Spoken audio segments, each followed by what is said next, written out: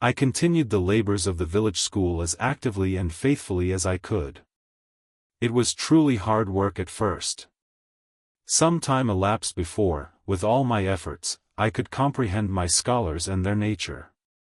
Wholly untaught, with faculties quite torpid, they seemed to me hopelessly dull, and, at first sight, all dull alike, but I soon found I was mistaken. There was a difference amongst them as amongst the educated, and when I got to know them, and they me, this difference rapidly developed itself. Their amazement at me, my language, my rules, and ways, once subsided, I found some of these heavy-looking, gaping rustics wake up into sharp-witted girls enough.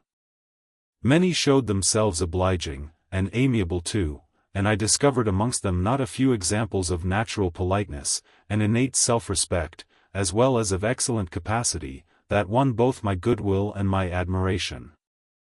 These soon took a pleasure in doing their work well, in keeping their persons neat, in learning their tasks regularly, in acquiring quiet and orderly manners. The rapidity of their progress, in some instances, was even surprising, and an honest and happy pride I took in it. Besides, I began personally to like some of the best girls, and they liked me. I had amongst my scholars several farmers' daughters, young women grown, almost. These could already read, write, and sew, and to them I taught the elements of grammar, geography, history, and the finer kinds of needlework. I found estimable characters amongst them, characters desirous of information and disposed for improvement, with whom I passed many a pleasant evening hour in their own homes. Their parents then, the farmer and his wife, loaded me with attentions. There was an enjoyment in accepting their simple kindness, and in repaying it by a consideration, a scrupulous regard to their feelings, to which they were not, perhaps, at all times accustomed, and which both charmed and benefited them, because, while it elevated them in their own eyes, it made them emulous to merit the deferential treatment they received. I felt I became a favorite in the neighborhood. Whenever I went out, I heard on all sides cordial salutations, and was welcomed with friendly smiles. To live amidst general regard, though it be but the regard of working people, is like sitting in sunshine, calm and sweet, serene inward feelings bud and bloom under the ray. At this period of my life, my heart far oftener swelled with thankfulness than sank with dejection, and yet, reader, to tell you all, in the midst of this calm, this useful existence, after a day passed in honorable exertion amongst my scholars, an evening spent in drawing or reading contentedly alone, I used to rush into strange dreams at night, dreams many-colored, agitated, full of the ideal, the stirring, the stormy, dreams where, amidst unusual scenes, charged with adventure, with agitating risk and romantic chance, I still again and again met Mr. Rochester, always at some exciting crisis, and then the sense of being in his arms, hearing his voice, meeting his eye, touching his hand and cheek, loving him, being loved by him, the hope of passing a lifetime at his side, would be renewed, with all its first force and fire. Then I awoke. Then I recalled where I was, and how situated. Then I rose up on my curtainless bed, trembling and quivering, and then the still, dark night witnessed the convulsion of despair, and heard the burst of passion. By 9 o'clock the next morning I was punctually opening the school, tranquil, settled, prepared for the steady duties of the day. Rosamond Oliver kept her word in coming to visit me. Her call at the school was generally made in the course of her morning ride. She would canter up to the door on her pony, followed by a mounted livery servant. Anything more exquisite than her appearance, in her purple habit, with her Amazon's cap of black velvet placed gracefully above the long curls that kissed her cheek and floated to her shoulders, can scarcely be imagined, and it was thus she would enter the rustic building, and glide through the dazzled ranks of the village children. She generally came at the hour when Mr. Rivers was engaged in giving his daily catechizing lesson.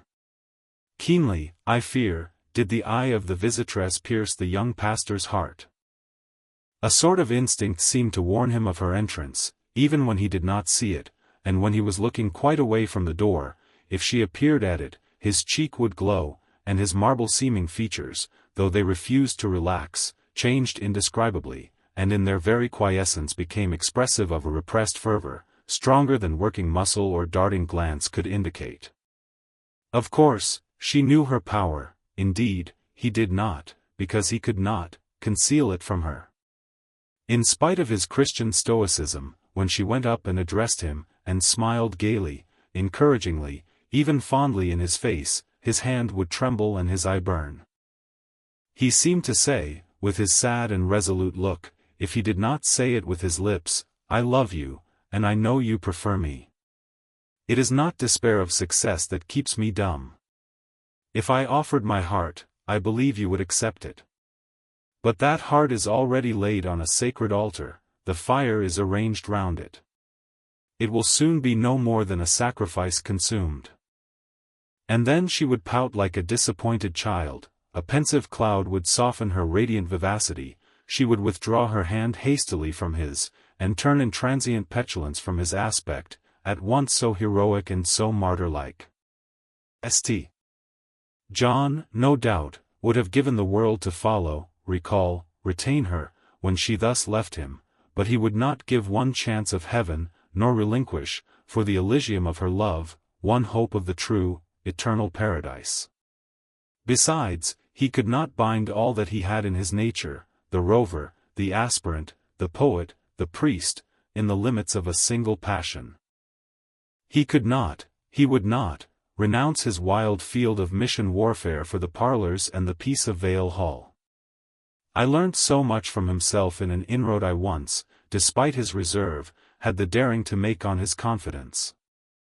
Miss Oliver already honored me with frequent visits to my cottage. I had learnt her whole character, which was without mystery or disguise. She was coquettish but not heartless, exacting, but not worthlessly selfish.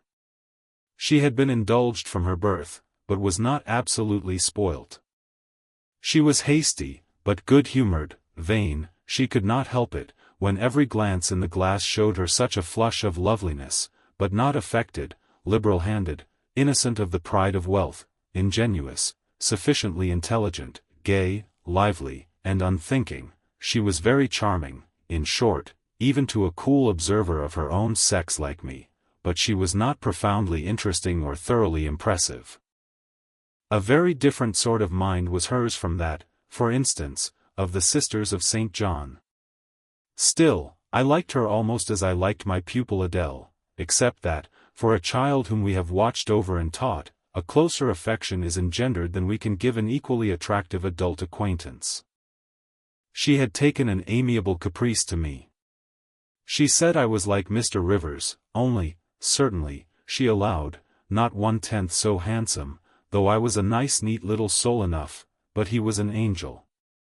I was, however, good, clever, composed, and firm, like him.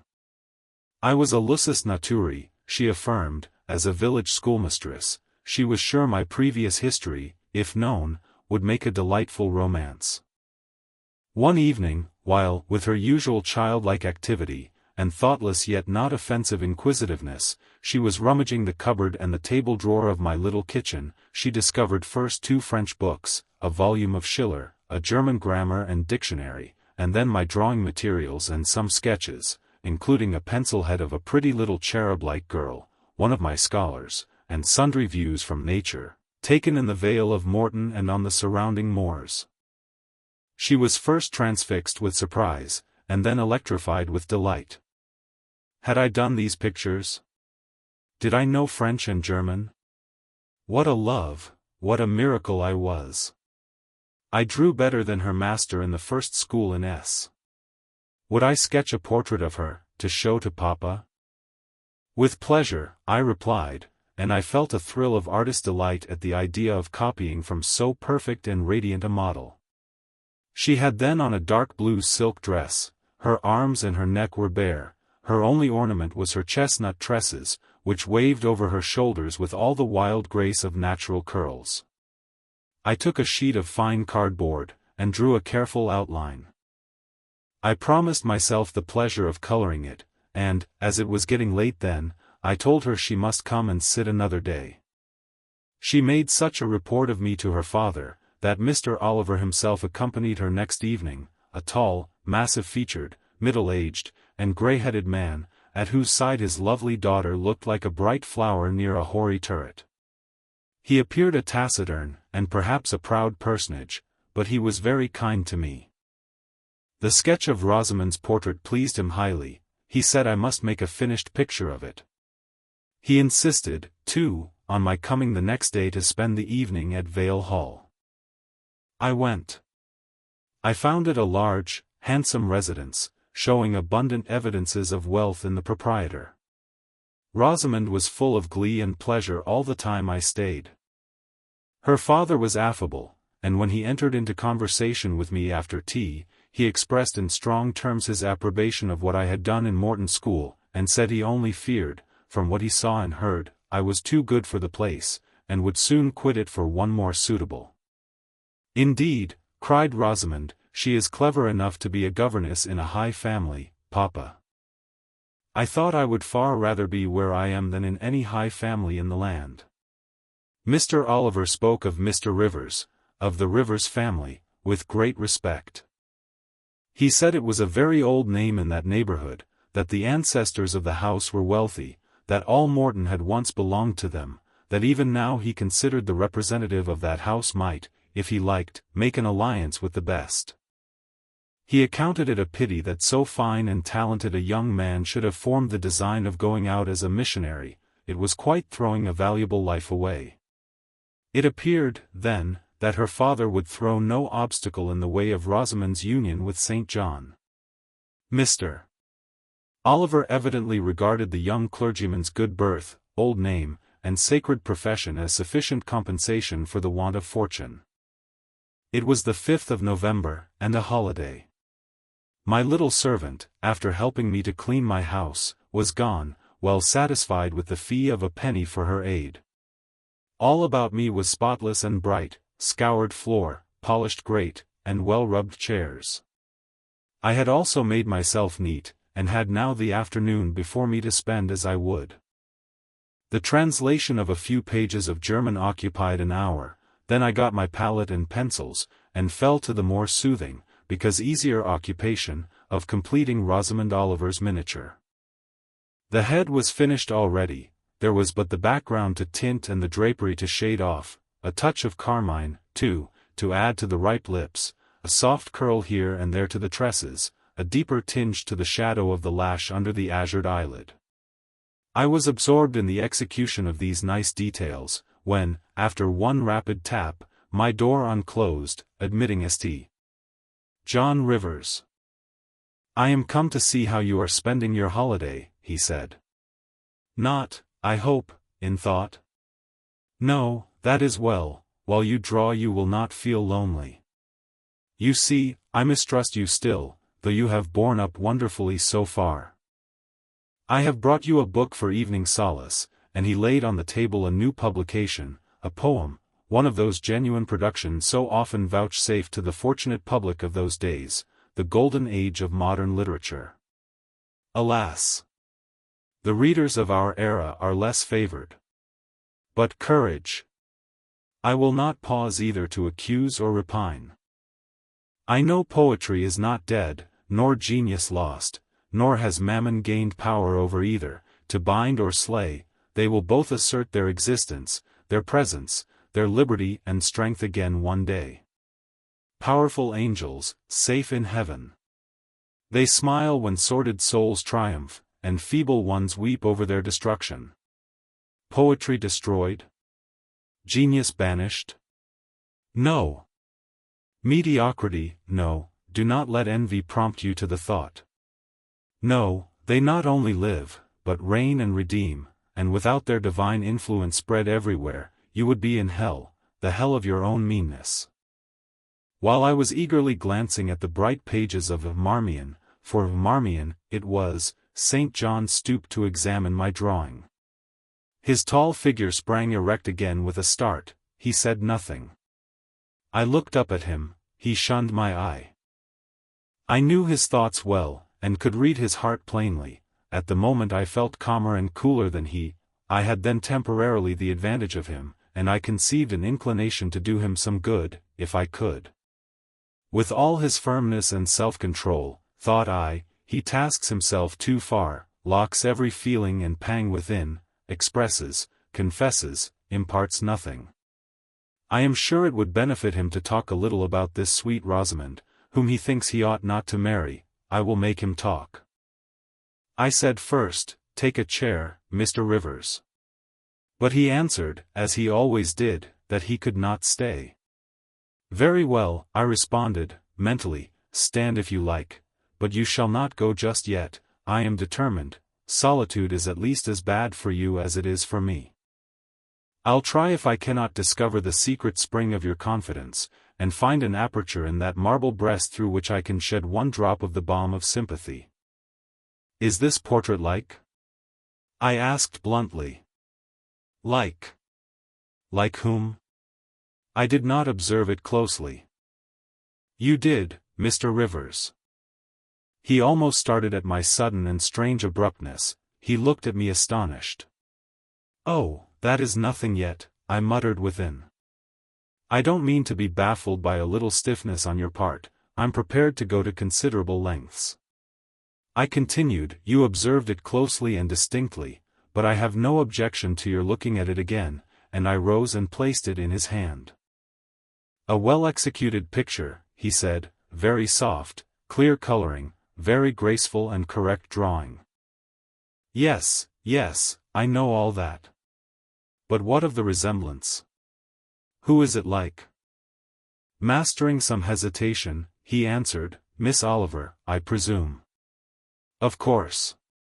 And now, sir, to reward you for the accurate guess, I will promise to paint you a careful and faithful duplicate of this very picture, provided you admit that the gift would be acceptable to you. I don't wish to throw away my time and trouble on an offering you would deem worthless. He continued to gaze at the picture. The longer he looked, the firmer he held it, the more he seemed to covet it. It is like, he murmured, the eye is well managed, the color, light, expression, are perfect. It smiles. Would it comfort, or would it wound you to have a similar painting? Tell me that. When you are at Madagascar, or at the Cape, or in India, would it be a consolation to have that memento in your possession? Or would the sight of it bring recollections calculated to enervate and distress? He now furtively raised his eyes, he glanced at me, irresolute, disturbed, he again surveyed the picture. That I should like to have it is certain, whether it would be judicious or wise is another question. Since I had ascertained that Rosamond really preferred him, and that her father was not likely to oppose the match, I, less exalted in my views than St. John, had been strongly disposed in my own heart to advocate their union.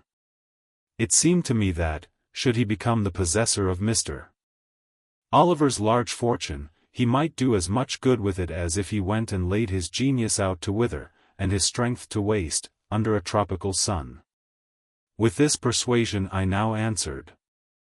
As far as I can see, it would be wiser and more judicious if you were to take to yourself the original at once. By this time he had sat down, he had laid the picture on the table before him, and with his brow supported on both hands, hung fondly over it. I discerned he was now neither angry nor shocked at my audacity. I saw even that to be thus frankly addressed on a subject he had deemed unapproachable, to hear it thus freely handled, was beginning to be felt by him as a new pleasure, an unhoped-for relief. Reserved people often really need the frank discussion of their sentiments and griefs more than the expansive. The sternest-seeming stoic is human after all, and to burst, with boldness and goodwill into the silent sea of their souls is often to confer on them the first of obligations. She likes you, I am sure, said I, as I stood behind his chair, and her father respects you. Moreover, she is a sweet girl, rather thoughtless, but you would have sufficient thought for both yourself and her. You ought to marry her. Does she like me? He asked. Certainly, better than she likes anyone else. She talks of you continually, there is no subject she enjoys so much or touches upon so often. "It is very pleasant to hear this," he said, "very. Go on for another quarter of an hour." And he actually took out his watch and laid it upon the table to measure the time. "But where is the use of going on," I asked, "when you are probably preparing some iron blow of contradiction, or forging a fresh chain to fetter your heart? Don't imagine such hard things.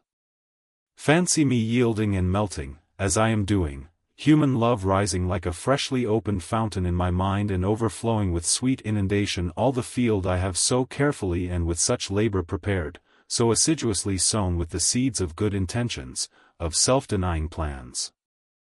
And now it is deluged with a nectarous flood, the young germs swamped, delicious poison cankering them. Now I see myself stretched on an ottoman in the drawing-room at Vale Hall at my bride Rosamond Oliver's feet. She is talking to me with her sweet voice, gazing down on me with those eyes your skillful hand has copied so well, smiling at me with these coral lips. She is mine, I am hers, this present life and passing world suffice to me. Hush!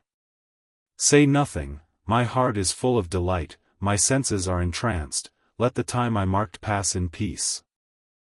I humored him, the watch ticked on, he breathed fast and low, I stood silent. Amidst this hush the quartet sped, he replaced the watch, laid the picture down, rose, and stood on the hearth. Now, said he, that little space was given to delirium and delusion. I rested my temples on the breast of temptation, and put my neck voluntarily under her yoke of flowers. I tasted her cup. The pillow was burning, there is an asp in the garland, the wine has a bitter taste, her promises are hollow, her offers false, I see and know all this. I gazed at him in wonder. It is strange, pursued he, that while I love Rosamond Oliver so wildly, with all the intensity, indeed, of a first passion, the object of which is exquisitely beautiful, graceful, fascinating, I experience at the same time a calm, unwarped consciousness that she would not make me a good wife, that she is not the partner suited to me, that I should discover this within a year after marriage, and that to 12 months' rapture would succeed a lifetime of regret. This I know. Strange indeed. I could not help ejaculating. While something in me, he went on, is acutely sensible to her charms, something else is as deeply impressed with her defects, they are such that she could sympathize in nothing I aspired to, cooperate in nothing I undertook. Rosamond a sufferer, a laborer, a female apostle? Rosamond a missionary's wife? No. But you need not be a missionary. You might relinquish that scheme. Relinquish. What? My vocation? My great work? My foundation laid on earth for a mansion in heaven? My hopes of being numbered in the band who have merged all ambitions in the glorious one of bettering their race, of carrying knowledge into the realms of ignorance, of substituting peace for war, freedom for bondage, religion for superstition, the hope of heaven for the fear of hell? Must I relinquish that? It is dearer than the blood in my veins. It is what I have to look forward to, and to live for.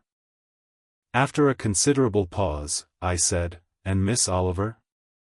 Are her disappointment and sorrow of no interest to you? Miss Oliver is ever surrounded by suitors and flatterers. In less than a month, my image will be effaced from her heart. She will forget me, and will marry, probably, someone who will make her far happier than I should do. You speak coolly enough, but you suffer in the conflict. You are wasting away. No. If I get a little thin, it is with anxiety about my prospects, yet unsettled, my departure, continually procrastinated. Only this morning, I received intelligence that the successor, whose arrival I have been so long expecting, cannot be ready to replace me for 3 months to come yet, and perhaps the 3 months may extend to 6. You tremble and become flushed whenever Miss Oliver enters the schoolroom. Again the surprised expression crossed his face. He had not imagined that a woman would dare to speak so to a man. For me, I felt at home in this sort of discourse. I could never rest in communication with strong, discreet, and refined minds, whether male or female, till I had passed the outworks of conventional reserve, and crossed the threshold of confidence, and won a place by their heart's very hearthstone. "You are original," said he, "and not timid. There is something brave in your spirit, as well as penetrating in your eye, but allow me to assure you that you partially misinterpret my emotions. You think them more profound and potent than they are. You give me a larger allowance of sympathy than I have a just claim to. When I color, and when I shake before Miss Oliver, I do not pity myself. I scorn the weakness. I know it is ignoble, a mere fever of the flesh, not, I declare, the convulsion of the soul. That is just as fixed as a rock, firm set in the depths of a restless sea. Know me to be what I am, a cold hard man." I smiled incredulously. "You have taken my confidence by storm," he continued, "and now it is much at your service. I am simply, in my original state, stripped of that blood-bleached robe with which Christianity covers human deformity, a cold, hard, ambitious man. Natural affection only, of all the sentiments, has permanent power over me. Reason, and not feeling, is my guide, my ambition is unlimited, my desire to rise higher, to do more than others, insatiable. I honor endurance, perseverance, industry, talent, because these are the means by which men achieve great ends and mount to lofty eminence. I watch your career with interest, because I consider you a specimen of a diligent, orderly, energetic woman, not because I deeply compassionate what you have gone through, or what you still suffer." "You would describe yourself as a mere pagan philosopher," I said. "No. There is this difference between me and deistic philosophers: I believe, and I believe the gospel." "You missed your epithet. I am not a pagan, but a Christian philosopher, a follower of the sect of Jesus. As his disciple I adopt his pure, his merciful, his benignant doctrines. I advocate them, I am sworn to spread them. Won in youth to religion, she has cultivated my original qualities thus, from the minute germ, natural affection, she has developed the overshadowing tree, philanthropy. From the wild stringy root of human uprightness, she has reared a due sense of the divine justice. Of the ambition to win power and renown for my wretched self, she has formed the ambition to spread my Master's kingdom, to achieve victories for the standard of the cross. So much has religion done for me, turning the original materials to the best account, pruning and training nature. But she could not eradicate nature, nor will it be eradicated till this mortal shall put on immortality." Having said this, he took his hat, which lay on the table beside my pallet. Once more he looked at the portrait. "She is lovely," he murmured. "She is well named the Rose of the World, indeed. And may I not paint one like it for you? Cui bono?" "No." He drew over the picture the sheet of thin paper on which I was accustomed to rest my hand in painting, to prevent the cardboard from being sullied. What he suddenly saw on this blank paper, it was impossible for me to tell, but something had caught his eye. He took it up with a snatch, he looked at the edge, then shot a glance at me, inexpressibly peculiar, and quite incomprehensible, a glance that seemed to take and make note of every point in my shape, face, and dress, for it traversed all, quick, keen as lightning. His lips parted, as if to speak, but he checked the coming sentence, whatever it was. "What is the matter?" I asked. "Nothing in the world," was the reply, and, replacing the paper, I saw him dexterously tear a narrow slip from the margin. It disappeared in his glove, and, with one hasty nod and "good afternoon," he vanished. "Well," I exclaimed, using an expression of the district, "that caps the globe, however." I, in my turn, scrutinized the paper, but saw nothing on it save a few dingy stains of paint where I had tried the tint in my pencil. I pondered the mystery a minute or two, but finding it insolvable, and being certain it could not be of much moment, I dismissed, and soon forgot it.